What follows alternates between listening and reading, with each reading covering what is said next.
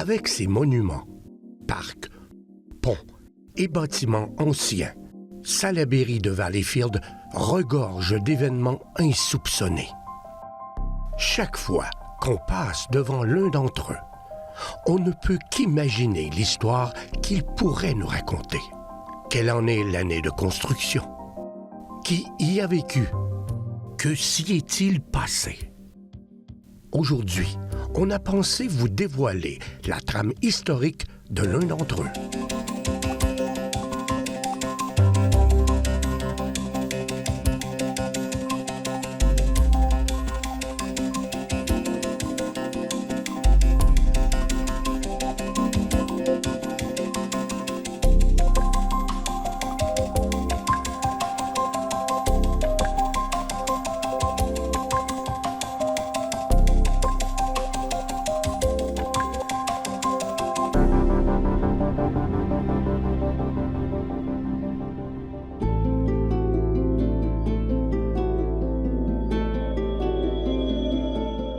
Salaberry de Valleyfield se situe sur une île formée par le fleuve Saint-Laurent et le canal Beauharnois.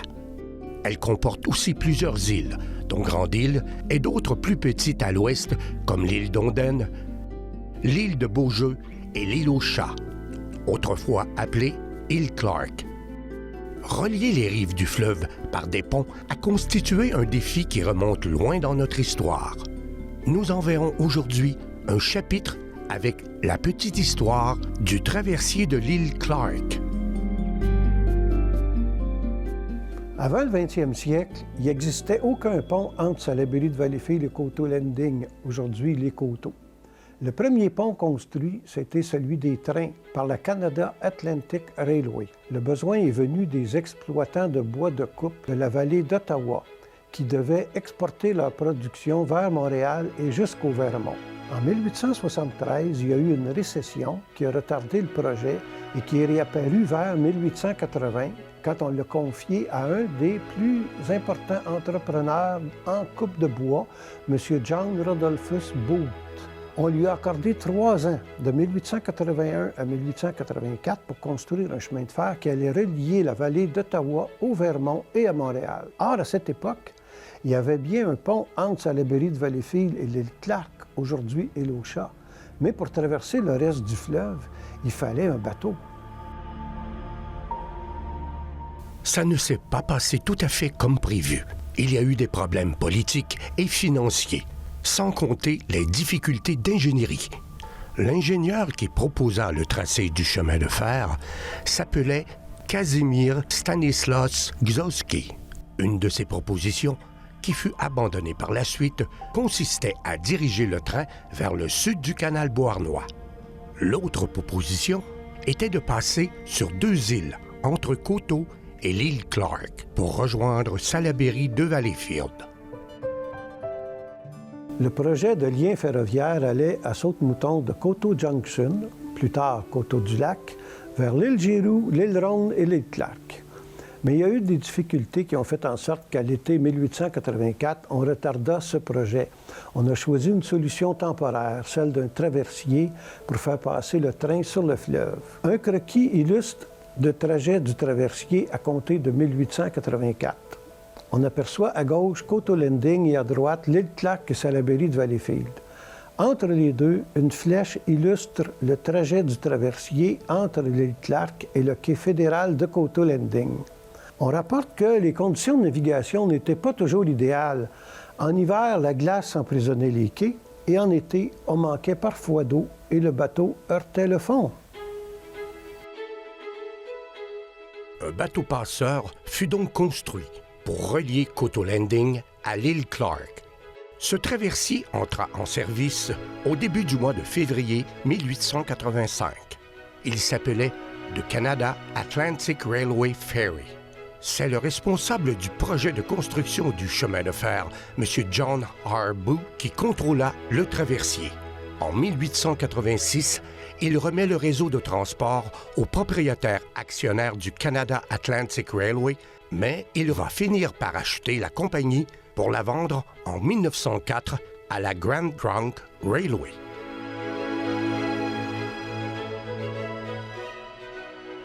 Le traversier de l'île Clark, que l'on aperçoit à sa sortie de l'île en route vers Coteau Landing, utilisait les roues à aubes comme mode de propulsion, comme les grands bateaux à vapeur qui ont navigué sur le Mississippi au 19e siècle.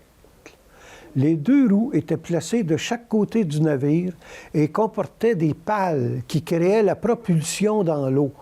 La bouilloire était chauffée au charbon et sa vapeur alimentait le moteur de 270 chevaux qui, à son tour, faisait tourner les deux roues à aubes. Le bateau possédait un fond plat afin de réduire le tirant d'eau et de naviguer sur le fleuve. Le traversier servait surtout à transporter une locomotive et quelques wagons qui étaient remis sur les rails une fois à quai. Comme les roues tournaient dans les deux sens, le bateau pouvait avancer et reculer en alternance. Cela favorisait la manœuvre d'accostage au quai puisqu'il fallait aligner les rails du navire avec ceux de la terre ferme. Le bateau passeur mesurait 52 mètres de long, mais ça ne suffisait pas pour un train en entier. Il fallait plusieurs allers-retours pour transporter une douzaine de wagons. Le capitaine était un Québécois, Roger Boyer, mais le constructeur venait de Pittsburgh. Cette carte de 1922, qui nous montre Salaberry de Valleyfield avec Grande-Île, bien découpée par la rivière Saint-Charles, représente les voies ferrées qui traversent la région. Dans le secteur de Bellerive, on aperçoit le tracé du Grand Trunk Railway qui se connecte avec l'île Clark à l'ouest. Le trajet passe sur les îles Rondes et Giroux pour atteindre la terre ferme du côté de Coteau-du-Lac.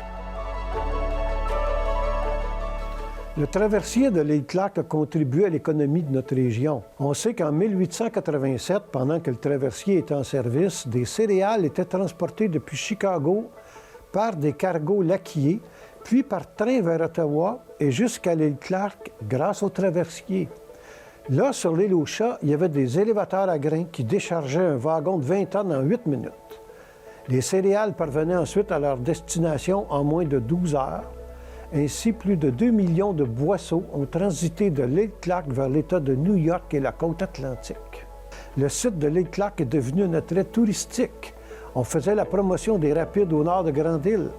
Le voyage en première classe coûtait 2,5 cents du mille et 2 cents en deuxième classe. On offrait aussi des excursions de pêche et des pique-niques dans des zones déjà aménagées. En 1889, le Canada Atlantic Railway possède 22 locomotives, 18 wagons pour passagers, 7 wagons express, 3204 plateformes de train, contenant à charbon ou boîtes diverses affectées au transport de marchandises. Ce laissez-passer donnait droit aux passagers F.L. Wilson de voyager dans les trains de la Canada Atlantic Railway durant l'année 1898, contresigné par le gérant général A.G. Chamberlain. En 1889, le traversier de l'île Clark fonctionnait toujours et c'est cette même année que l'on ressuscite le projet de pont ferroviaire sur les îles entre Coteau et Salaberry de Valleyfield. On prévoyait aussi d'ajouter un pont tournant à l'entrée de ce qui deviendra le canal Soulanges, dont la construction aura lieu un peu plus tard, de 1892 à 1899. Cependant, on opte pour un tracé qui traverse Grande-Île au lieu de se diriger vers le sud du canal de Beauharnois. Voici un document qui illustre les tracés proposés par l'ingénieur Gzowski en 1880 pour le chemin de fer Coteau-Valleyfield. La ligne noire du schéma, retracée en rouge, représente le nouveau pont ferroviaire. De gauche à droite, elle part de Coteau, traverse l'île Giroux, l'île Ronde, l'île Clark et se rend dans ce qui est aujourd'hui Bellerive, où une gare sera construite. La ligne noire assurée, retracée en bleu, entre Coteau Landing et l'île Clark, représente pour sa part le parcours du traversier. Enfin, nous faisons ressortir en jaune les deux lignes de chemin de fer, celle du traversier et celle du pont projeté, qui se rejoignent à Coteau Station. La construction des ponts débute durant l'été 1889 et se poursuit tout l'automne ainsi que durant l'hiver 1890. On commence par poser des piliers de pierre dans le fleuve. Ces piliers serviront de base pour les structures d'acier qui formeront le pont. Sur la base des piliers, On protégera la pierre contre l'érosion causée par les glaces au moyen de plaques d'acier boulonnées dans le roc. Pour la structure des ponts, le procédé retenu est le suivant. On demande à la Dominion Bridge, une compagnie de la Chine, de fabriquer sur l'île Clark même 18 superstructures d'environ 200 tonnes. Chacune d'elles représente une section du pont ferroviaire Cohen. Ensuite, on utilise 2 barges retenues ensemble par des séries de poteaux de 70 pieds de longueur. On glisse alors chaque superstructure sur des rails bien graissés, on la place sur les barges et on la transporte entre 2 piliers du pont. Afin d'ajuster les superstructures au même niveau, les barges sont dotées de citernes et un système de pompage fait varier le niveau d'eau dans chaque barge et on enlève les barges quand on a fini la mise en place. La dernière superstructure est déposée vers 19 h le 14 février 1890. Après 10 mois et demi de construction, les premiers trains empruntent dès le lendemain le tout nouveau pont ferroviaire et le traversier de l'île Clark sera alors mis au rencard après avoir rendu de fiers services. L'île Clark accueillit ses premiers rails en 1884. Le pont Cohen, entre les Coteaux et Salaberry de Valleyfield, accueille encore chaque jour quelques convois ferroviaires depuis maintenant près de 140 ans. C'est le pâle reflet d'une époque où l'on pouvait prendre à Salaberry de Valleyfield à 16h24 un train venant de Coteau Station et débarquer à New York le lendemain matin à 6h48. Le retour avait lieu en soirée à 18h30 pour une arrivée à Salaberry de Valleyfield le lendemain à 8h47. Le Canada Atlantic Railway offrait aussi 4 trains par jour entre Ottawa et Montréal avec un arrêt à Coteau Station. Pour la correspondance, un train faisait la navette entre Coteau Station et Bellerive. Comme le traversier de l'île Clark, les trains ont cédé la place au transport routier. D'autres ponts durent être construits, mais ça, c'est une autre histoire.